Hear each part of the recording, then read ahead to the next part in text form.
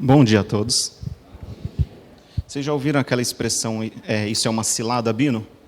Ficar sentado aqui na frente é uma cilada, Bino, porque na hora que você levanta, a casa está cheia. É melhor você ficar lá atrás, que aí você não tem surpresa, mas tudo bem. E eu falei que a Paty é brava, e ela é brava mesmo, mas não conta para ela, não. Meus amigos, muito bom dia a todos. Quero agradecer a casa, ao Portal da Luz, na figura do seu Anésio e da dona Isaura, pela oportunidade de vir aqui conversar. Não tenho a mesma virtude desenvolvida igual o expositor da semana passada, já que a virtude ela precisa de exercício, então estou eu aqui me exercitando, e vocês exercitam a caridade do lado daí, e a gente se entende e fica tudo certo, tá bom? Hoje a gente vai conversar sobre um tema que eu sofri bastante para achar o tema da palestra, e aí quando as coisas têm que ser, as coisas são, não tem jeito. E eu pensando, falei, nossa, o que eu vou conversar com o pessoal, né? E aí eu pensei na prece. Aí eu falei, mas poxa, tantas vezes o pessoal fala sobre a prece, né? Eu não vou falar isso não, eu vou esperar, e hoje tem o Evangelho no lar, então eu vou abrir o Evangelho, e o tema que cai no Evangelho é o tema que eu vou falar, não vai ter jeito, eu vou montar com base nisso. E aí abriu o Evangelho e caiu lá, a alegria da prece. Então é essa conversa que a gente precisa ter. Meus amigos, esse mês de setembro ele é marcado pela campanha de prevenção ao suicídio, né?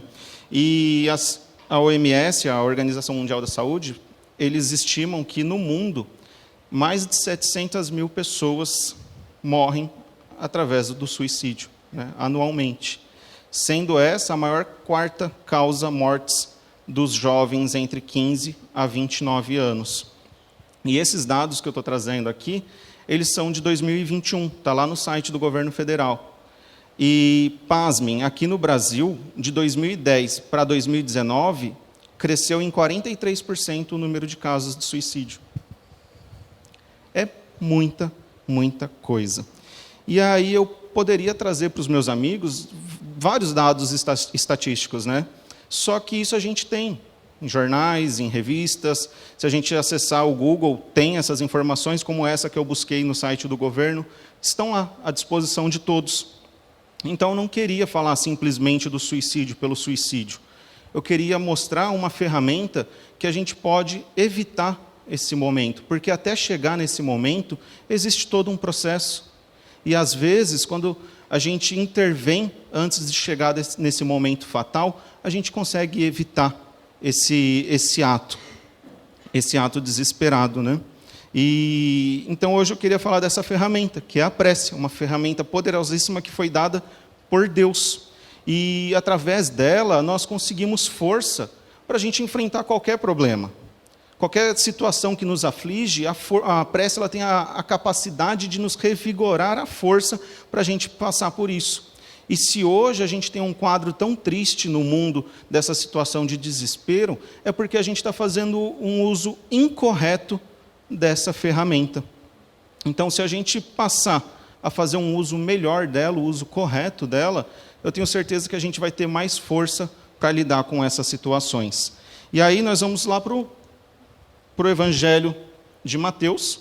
O evangelista Mateus fez a gentileza de registrar essa narrativa para a gente, e a gente fala um pouquinho sobre ela e discorre.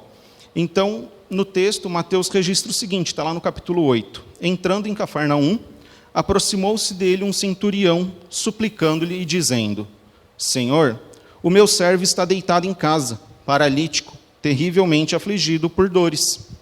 Diz-lhe Jesus, eu indo, o curarei. Respondendo, disse o centurião, Senhor, não sou digno de que entres sob o meu teto, mas somente te expresses por palavra, e meu servo será curado. Pois também eu sou homem sob autoridade, tendo abaixo de mim soldados, e digo a este, vai, e ele vai, e a outro, vem, e ele vem, e ao meu servo, faze isto, e ele o faz.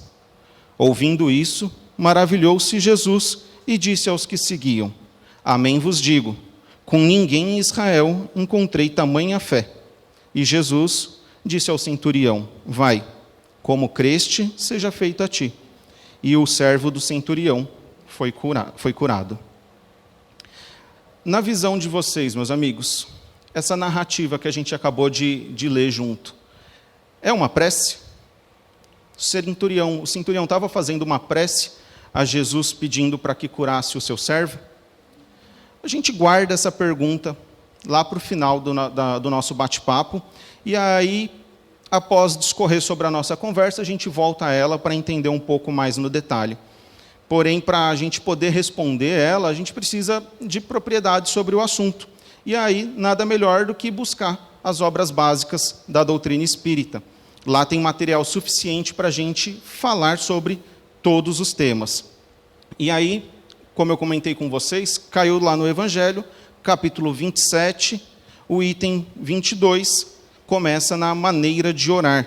E lá nós temos diversas lições sobre a prece. Logo em seguida, a maneira de orar vem a alegria da prece. Excelente capítulo. Pega ele e dá uma lida por inteiro, que vale muito a pena. E logo na primeira frase do texto, a gente já tem um cutucão, né? O Evangelho segundo o Espiritismo, ele tem essa habilidade de dar umas cutucadas na gente sem ofender, né? E aí, logo na primeira frase, a gente encontra o seguinte: o mentor fala assim: o primeiro dever de toda criatura humana, o primeiro ato que deve lhe assinalar o retorno à vida de cada dia é a prece. A vida, ela é um dom dado por Deus, e isso acho que ninguém contesta, né?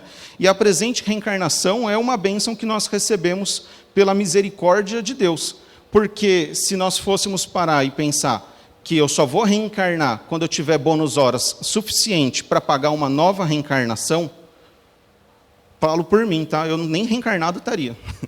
Estaria juntando moedinha lá no plano espiritual ainda para poder pagar uma nova vida. Então, a nossa reencarnação, ela realmente é uma bênção, é uma misericórdia de Deus. E se isso acontecesse só de reencarnar pessoas, espíritos, com a possibilidade de pagar essa reencarnação, será que o nosso mundo não seria um mundo melhor? Porque só teriam espíritos com gabarito de prática no bem, pagando a sua própria reencarnação e chegando aqui. Nós que ainda estamos numa caminhada e ainda erramos muito e temos vários defeitos, nós não teríamos ainda essa moedinha, né? Essa moeda de troca, o bônus horas para pagar a nossa reencarnação. Nós não teríamos essa possibilidade. Então, a nossa vida, a nossa reencarnação, ela é, de fato, um benefício dado por Deus e não cobrado, tá? Isto posto, a gente faz uma analogia, até mesmo para poder entender melhor o tamanho desse benefício. É só a gente imaginar, e realmente imagina, a gente numa situação de uma dívida gigantesca, você está devendo até a meia do pé, até aquela meia suja, você está devendo aquela meia suja, está passando fome, está passando frio, a sua roupa está rasgada, velha, e ainda está doente. Não tem nada mais para acontecer, já está no fim da situação. E, de repente, aparece uma pessoa, te recolhe, te dá uma roupa nova, uma roupa quentinha, você não vai mais passar frio, te dá a comida, te dá um emprego digno, não te dá esmola, ela te dá um emprego digno, ela paga a sua dívida integralmente e fala assim para você: olha, vai me pagando na medida do que você pode, para que não te falte nada. E aí a gente se acerta no final de tudo. Eu estou esperando esse amigo aparecer na vida material, porque na espiritual já apareceu. Esse amigo é Deus. E o mínimo que eu posso fazer, por mais que mal educado que eu seja, se eu tenho uma figura que faz isso por mim, por mais mal educado que eu seja, o mínimo que eu posso ser é grato. E aí a gente pensa: poxa, eu recebi esse benefício prestado gratuitamente e ainda elevo o pensamento para reclamar do que eu recebi. Muda um pouco o ponto de vista, né? Porque quando a gente está reencarnado e está nessa vida, a gente olha e fala: poxa, mas eu poderia ter isso, eu poderia ter aquilo. Mas, apesar da gente não lembrar, por conta do véu do esquecimento, muitos de nós, antes de reencarnarmos, nós estávamos numa situação semelhante no plano espiritual. E não é modo figurativo, é um modo real de se falar. Muitos de nós estávamos estagiando em regiões infelizes. E aí vêm irmãos superiores, trabalhadores do bem, nos recolhem e nos preparam uma vida, uma reencarnação com diversas oportunidades de aperfeiçoamento moral, de edificação moral. Se eu preciso ser grato a um amigo que me ajuda numa dívida física, quem dirá com Deus que está me ajudando com uma dívida que está atravessando os séculos e tem paciência suficiente para me esperar no momento em que eu decidi que eu quero caminhar para frente? Por isso, meus amigos, quando a gente abre os olhos, quando a gente acorda, o primeiro ato do nosso dia, do nosso despertar, ele tem que ser um pensamento endereçado a Deus, agradecendo por mais um dia de vida. Quantos espíritos não estão lá do outro lado, aguardando uma oportunidade de reencarnar? E nós, espíritas, conhecemos a verdade da reencarnação, e em alguns momentos a gente fala assim, não aguento mais, deixa para a próxima vida. Será que eu vou ter esse benefício novamente de forma tão imediata do jeito que eu quero? Será que as coisas são da forma que eu quero?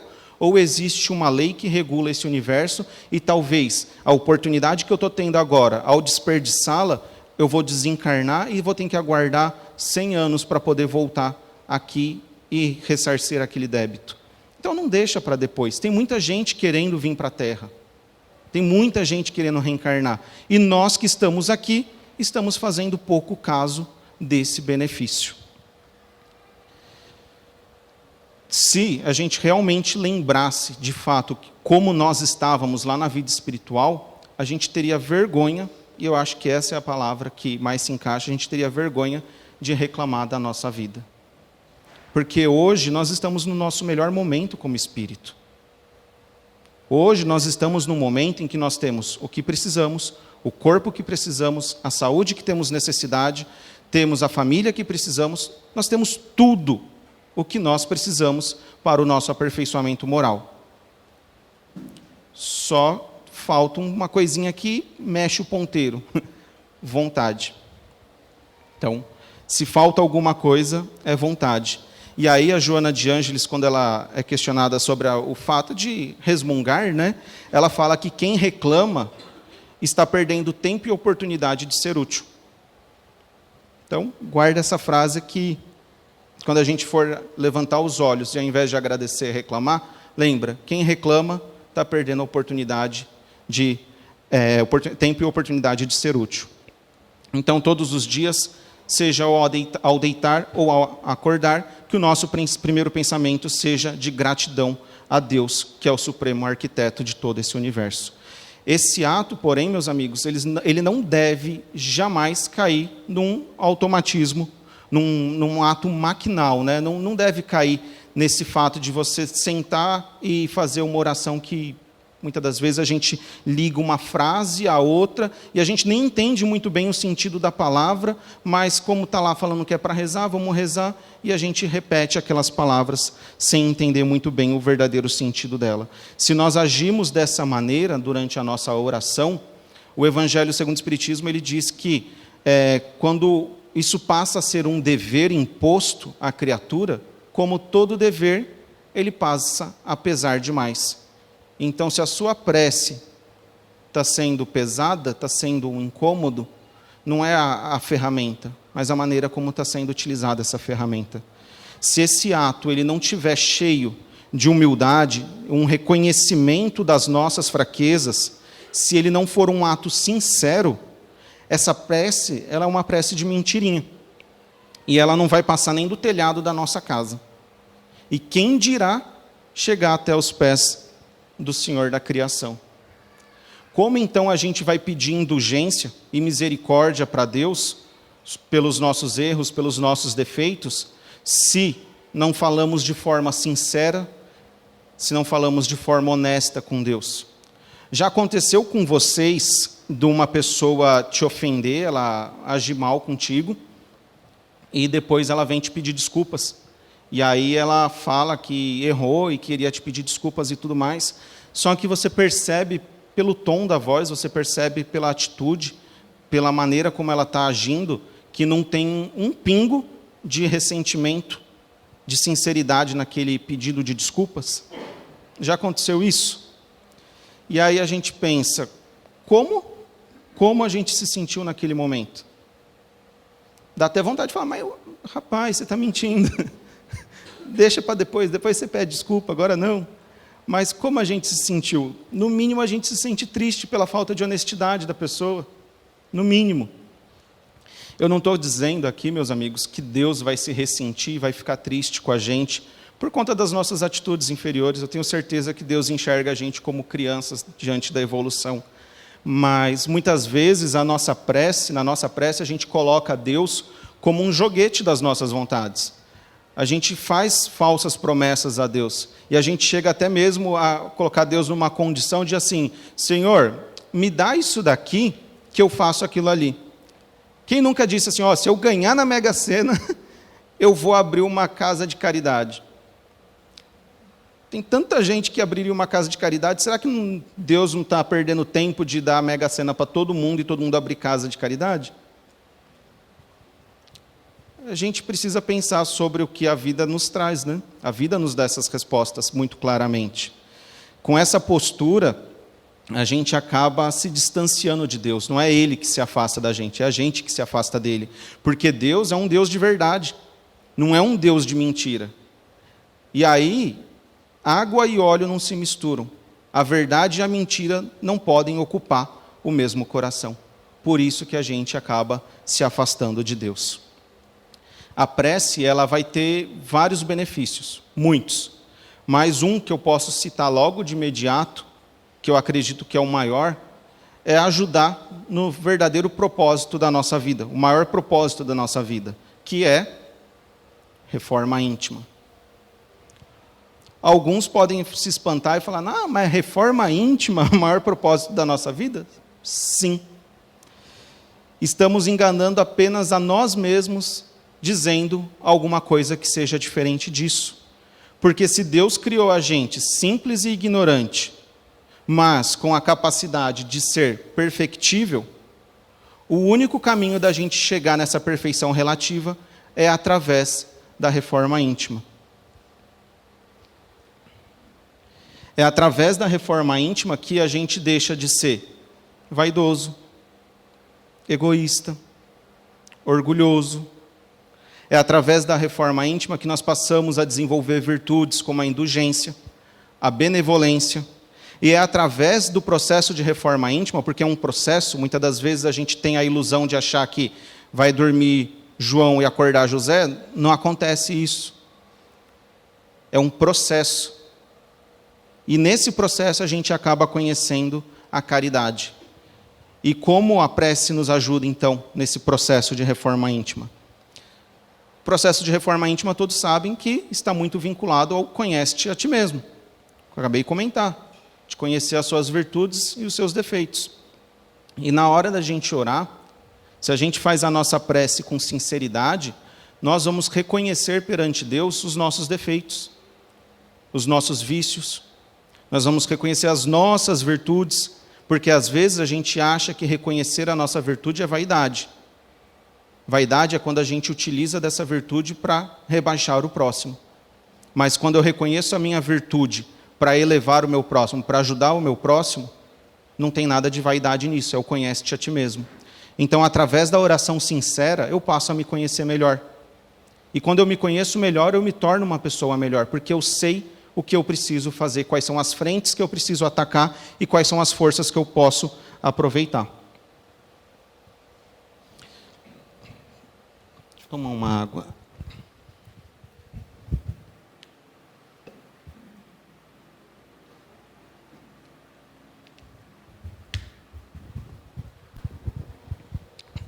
E aí, dando continuidade à nossa pesquisa nas obras básicas, lá no Livro dos Espíritos tem a pergunta 659. E é feita da seguinte forma: qual é o caráter geral da prece?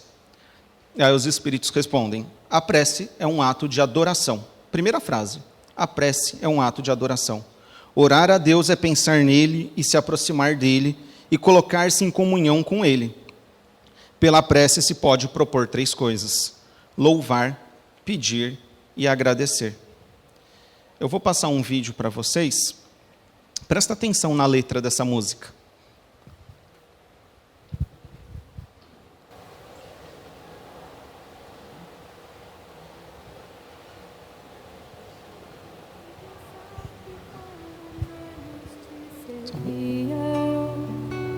E por caminhos tortuosos me perdi. E pensar, Senhor, que quando mais pensava em mim, ignorando o teu chamado em meu ser, foi quando então me abriste a porta de teu reino e me brindaste o que melhor havia em ti, e me ensinaste como fazes para resgatar tuas ovelhas e trazê-las ao lar.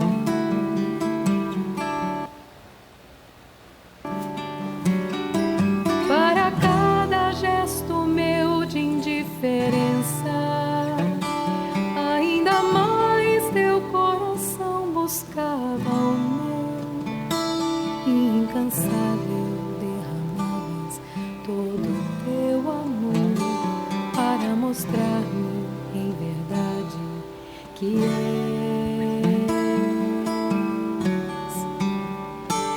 és o Rei, a honra e a glória, Senhor, que teu poder transforme-nos agora. Tu és o Rei, a vida, és o único caminho para percorrer, curando as feridas mais profundas, revelavas como atua teu perdão, e até sorrias frente às minhas grandes confusões, como dizendo: vem aqui junto a mim. Tanta grandeza, meu Senhor, me empregaste, que teu amor agora ecoa em meu ser, e é por isso que a minha voz proclamará por todo sempre, para sempre, que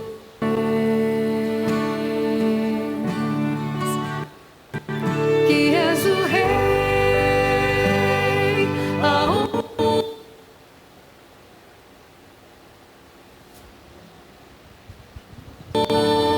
honra e a glória, Senhor, que teu poder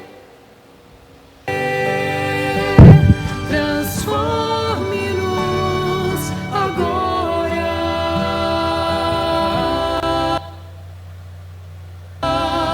Tu és o Rei, a vida, és o único caminho para percorrer. Hoje te proclamo Senhor de toda a vida, e sei que tua promessa é carne em nosso ser.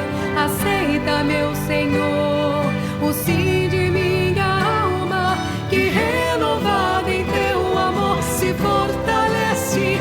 És o Rei, Senhor, a honra e a glória, o amor que teu poder transforme-nos agora. És o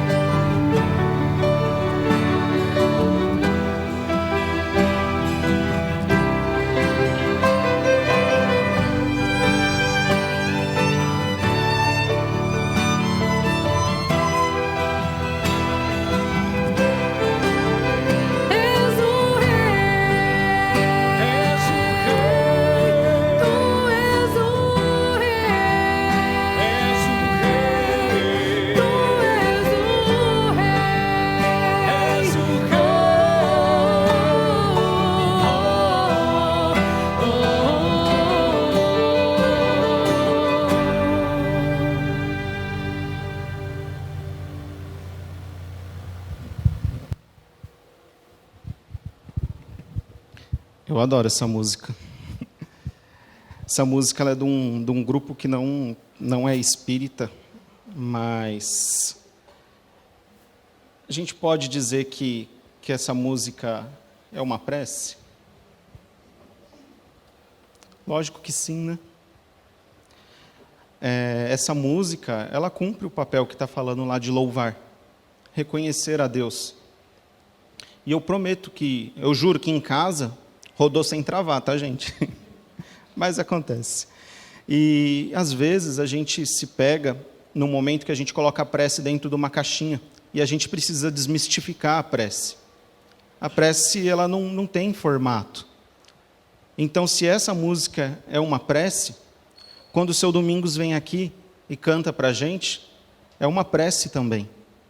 E, às vezes, a gente se pega a forma das coisas, e quando o Domingos está aqui cantando, muitas das vezes a gente não está em oração.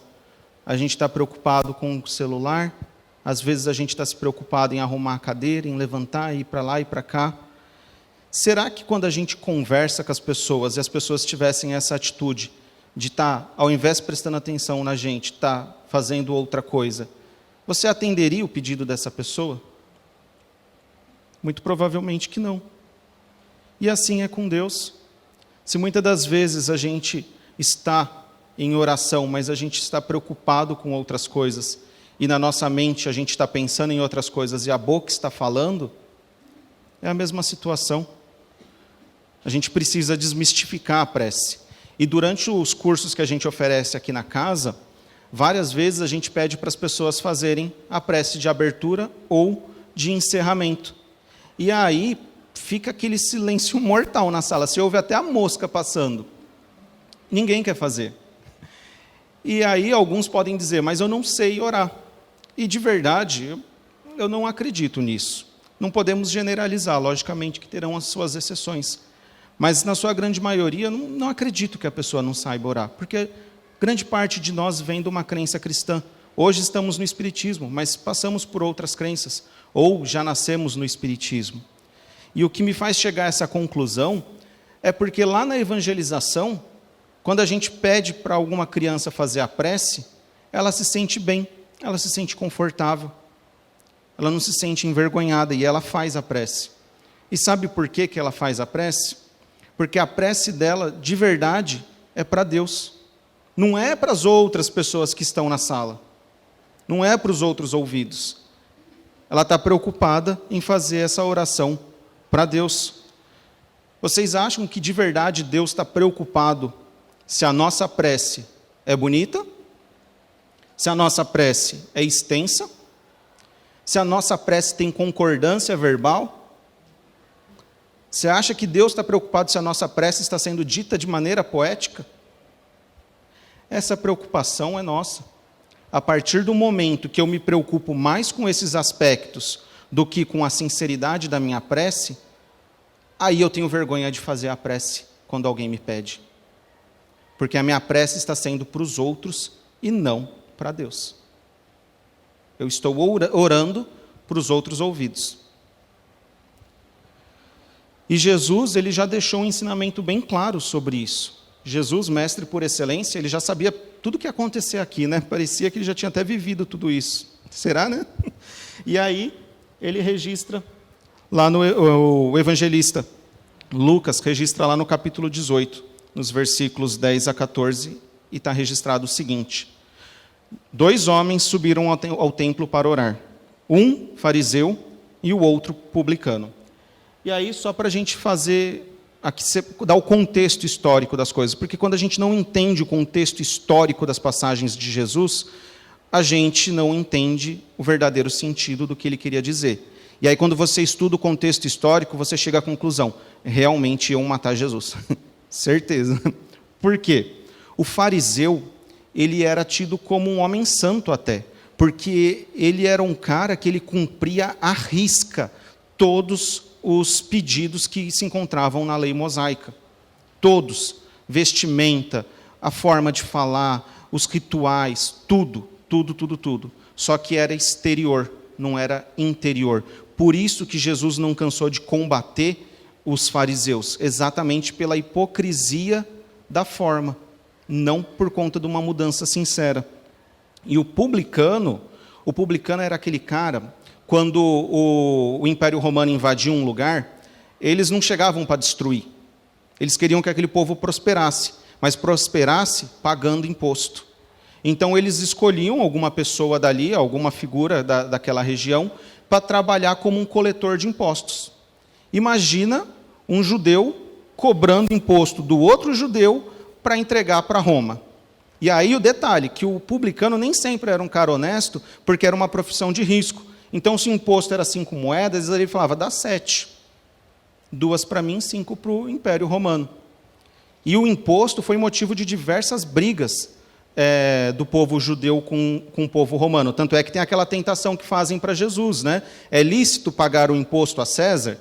Então, o publicano era o pior tipo de gente que podia ter ali no povo, visto por eles. Vamos voltar lá. 2 homens subiram ao templo para orar. Um fariseu e o outro publicano. O fariseu, de pé, orava, dizendo a si mesmo estas coisas. Ó Deus, eu te dou graças, porque não sou como os demais homens, exploradores, injustos e adúlteros, nem também como este publicano. Jejuo 2 vezes por semana. Pago o dízimo de tudo quanto adquiro. E o publicano, porém de pé, à distância, não queria nem levantar os olhos para o céu, mas batia no peito, dizendo, ó Deus, tem compaixão de mim, sou pecador. Disse-lhes Jesus. E o publicano desceu para casa justificado. Só voltando um pouco à fita, será que a gente às vezes não se assemelha ao fariseu? Quando a gente fala assim, o fariseu fala que jejua, que ele paga o dízimo. Será que na nossa consciência, para a gente mesmo, a gente não fala para Deus, Deus, mas por que está acontecendo isso comigo? Eu vou no centro, todo domingo, eu tomo passe, eu tomo água fluida. Olha, eu estou indo no centro mais de uma vez por semana, porque eu vou na segunda-feira assistir às aulas. Será que a gente não se assemelha ao fariseu, não é um fariseu moderno? E aí, meus amigos, não é um julgamento, mas é uma reflexão para a gente fazer para nós mesmos, conosco mesmos. Você não precisa dividir com ninguém, mas pensa se a sua presença no centro espírita ou em qualquer outro templo religioso está mudando o seu jeito de ser para estar em conformidade com o Evangelho de Jesus. O que eu quero reforçar com todos é que não existe uma fórmula mágica de oração. Algumas pessoas acham que orar se restringe ao fato de você fazer o Pai Nosso. Não tem problema nenhum fazer o Pai Nosso. Não são todos, mas vocês já repararam que algumas pessoas, quando fazem o Pai Nosso, parece que estão narrando um futebol? Por pensamento, você não consegue nem acompanhar a pessoa. No final, só falta ela falar gol. Você não consegue acompanhar. E não tem problema fazer uma prece pré-definida. A questão está no automatismo. O automatismo, ele destrói o sentimento. Então, a gente não pode entregar o nosso espírito nesse momento nobre, que é a prece, ao automatismo. A gente precisa esquecer os que estão na sala, a gente precisa esquecer as pessoas que estão ali. A gente precisa se imaginar na presença de Jesus e conversar com Jesus. Não é conversar com o outro. Lembra, o Cristo não está preocupado com poesia, não está preocupado com a extensão, ele está preocupado com a sinceridade. Ele está preocupado se você está falando verdadeiramente, está tirando a sua máscara. Louvar é a gente reconhecer a grandiosidade de Deus em cada coisa. Desde lá a formação do universo, com toda a sua complexidade, que muitas das vezes a gente nem entende, até mesmo o trabalho digno das formiguinhas. Cada coisa na natureza tem o seu papel. É reconhecer que sem Deus nada existe. E que sem Deus eu não vou conseguir chegar na onde que eu preciso chegar. E aí a gente fala de louvar, pedir e agradecer. O pedir a gente já está profissional. Eu, então, já dá para fazer uma cartilha de como pedir. E, meus amigos, tem pessoa que pensa assim, mas para que eu vou fazer uma prece pedindo alguma coisa, se Deus sabe de todas as coisas? Uai, se Ele sabe de todas as coisas, Ele sabe o que eu preciso, então eu não preciso pedir. Se Ele acha que tem que me dar, Ele vai me dar. Então não preciso pedir. Vocês já tiveram aquela amizade, por exemplo, que só fala com você o necessário? Aquele amigo que quando te liga, você vê o nome dele na tela, você fala, alguém morreu. Certeza, vem notícia ruim por aí, porque só te liga para te comunicar as coisas. É uma amizade fria. É uma amizade sem sinceridade, sem calor. Isso incomoda a gente. Ninguém faz questão de ter um amigo que age dessa forma. E por que a gente vai agir dessa forma para com Deus? Assim é com Ele também. A prece nos aproxima dEle, estreita o nosso relacionamento com Deus, facilita a comunicação. É por isso que Jesus, diferente das outras pessoas que passaram ali e apresentavam Deus como um Deus vingativo, um Deus violento, Jesus ele tinha essa relação tão estreita com Deus que ele sabia que era um Deus, que era um pai de misericórdia, não era um pai vingativo. Nós precisamos estreitar a nossa relação. Não deixe a nossa amizade com Deus cair nesse automatismo destruidor. Mas não se engane que a prece ela não é um canal de telemarketing, que a gente disca lá, entra em contato com Deus e pede qualquer coisa. E coisas que vão alimentar o nosso ego. Tem uma frase no Evangelho segundo o Espiritismo, muito bonita, ela fala assim, pedi antes de todas as coisas o vosso progresso, e vereis que torrente de graças e de consolações se derramará sobre vós. Diversas vezes a gente ora a Deus pedindo que retire algum problema da nossa vida. Só que a gente não percebe que aquele problema, a resolução daquele problema, ela vai exercitar alguma virtude que a gente precisa desenvolver, ou até mesmo quitar débitos do nosso passado com as leis divinas.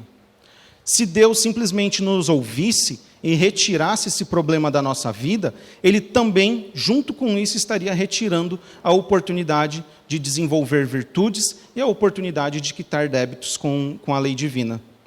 Então, antes de qualquer coisa, a gente precisa pedir a força necessária para a gente se aprimorar, para a gente progredir. E aí, quando a gente fala de agradecer, qual será o agradecimento mais agradável a Deus?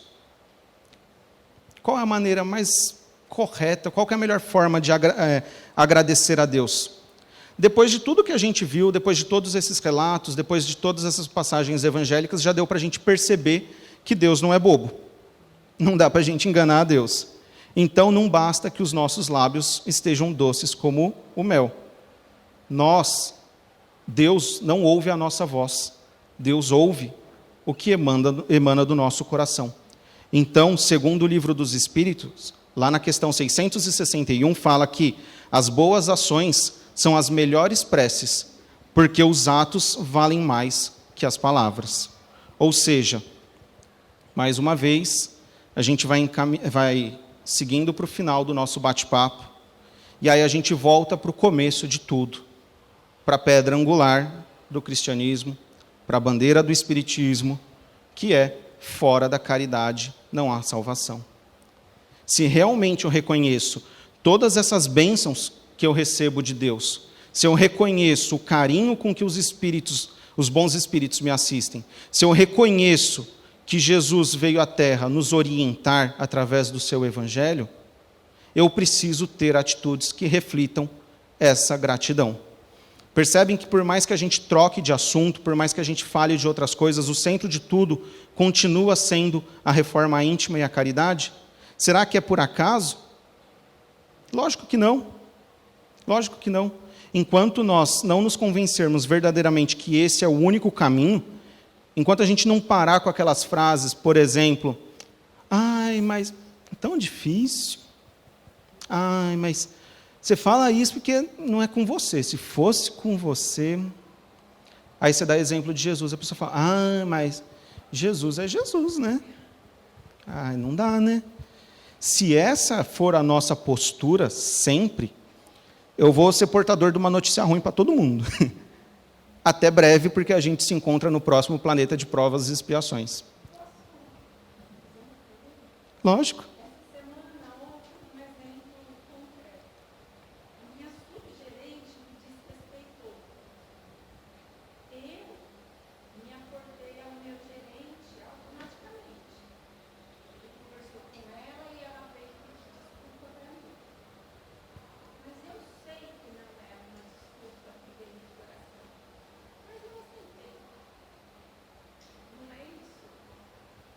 Exatamente.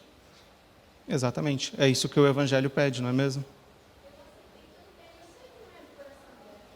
É porque